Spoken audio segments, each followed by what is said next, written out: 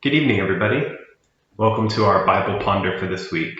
I really hope that everyone enjoyed all of the things that went on with Kirkfest last week. There was so much that we got to do in the mornings and the evenings and everything else. And now we're back to our regularly scheduled programming, as it were. So welcome to our Bible Ponder. The text we're going to be taking a look at this evening is from Matthew's Gospel. And I feel like we've been in Matthew's Gospel a lot, both in these and also in our Sunday series. But there's a lot in Matthew to unpack, so I think that's really good. This text is from Matthew chapter 20, and it's verses 20 to 28. And it's quite a familiar text, I think, at least in the end of it. So it's Jesus saying that he did not come to be served, but to serve. And that's very recognizable, and that's something that I think we all could rattle off on the tip of our tongues. But I wonder about the lead up to why he says this, and maybe we can dig in a bit to that. So what we'll do is I'll read the text, but I'll kind of comment along as I read and give us a bit of information, and then we'll come to our questions at the end of that. And as always, there will be a short Zoom discussion following the premiere of this video.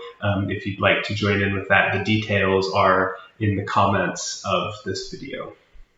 Let's read Matthew chapter 20.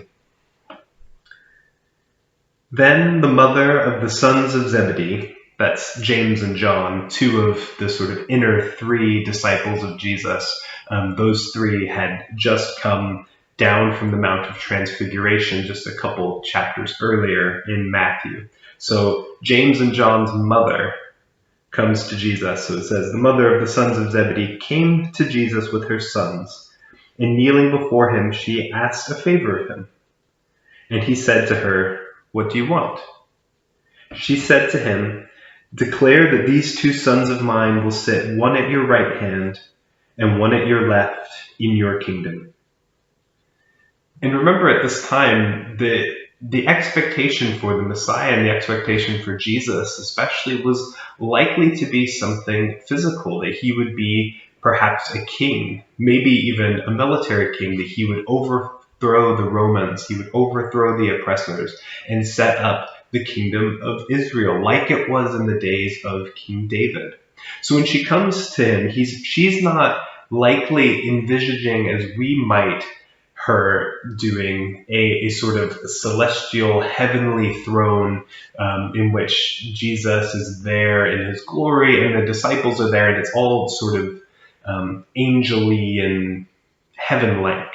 That's kind of what our brains want to go to when we think about this, but that's likely not what she's thinking. She's thinking, you're going to be king, and I know that like my two sons along with Peter are in your inner circle. Can you guarantee me that they're going to sit at your right and your left hand as you rule?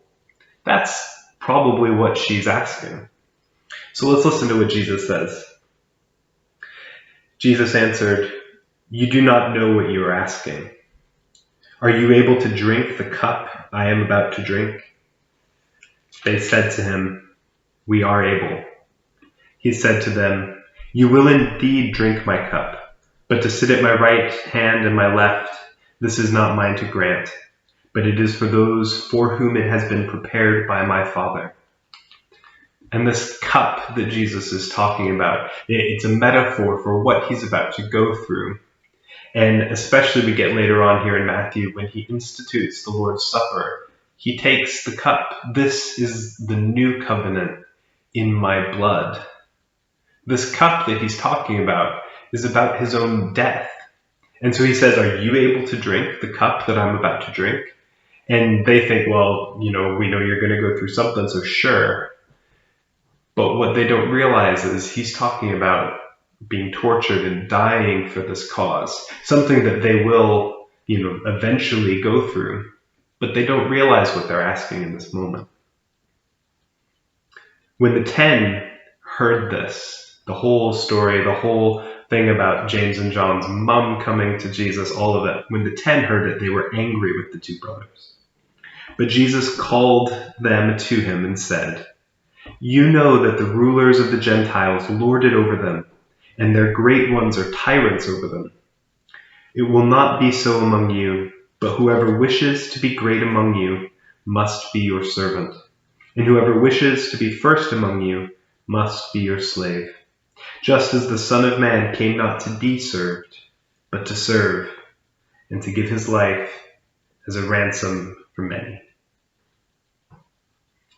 So we get this idea of service rather than seeking power. Though we do have Jesus saying, whoever wants to be great must be your servant. So is it kind of an idea of faking being a servant in order to get power? I'm not sure. Let's get into our questions. First question is, what kingdom are we expecting Jesus to build? And where are we hoping our place will be? If for James and John's mom, she's expecting a physical kingdom in which Jesus is ruling as a king, what kind of kingdom are we expecting Jesus to do and to create? And what's our place in that? Are we expecting a special place in that, or are we not thinking about that at all? Question 2. What are the kingdoms in our lives where we expect special treatment? Are we high up in a club, whether it's like Rotary or Inner Wheel or something like that, or even in a friend group? Are we kind of the top dog in that? Or maybe it's here at church, where we've been a long-standing member and active participant and volunteer, heading up groups and committees and all of that. What are our kingdoms? And what do we expect our places to be in those? In question 3, and this is the golden question and the difficult one, how can you be both a servant and a leader? For the disciples, they all became de facto leaders of the early church after Jesus' death, resurrection, and ascension. So what kind of leader can you be as a servant? How do those balance each other out, and how do we do that nowadays? There's lots of things written on that nowadays. A lot of people think they know the answer, but I'd be really interested to hear what you think and how we do that in our own lives, in our own church context. Thanks for joining us this evening. I hope these questions give you some food for thought. Please do join us as soon as this finishes over on Zoom. We'll talk about things for half an hour or so and try and sink our teeth into this and any other questions that come to your mind. So thanks everyone for joining us. Have a good night.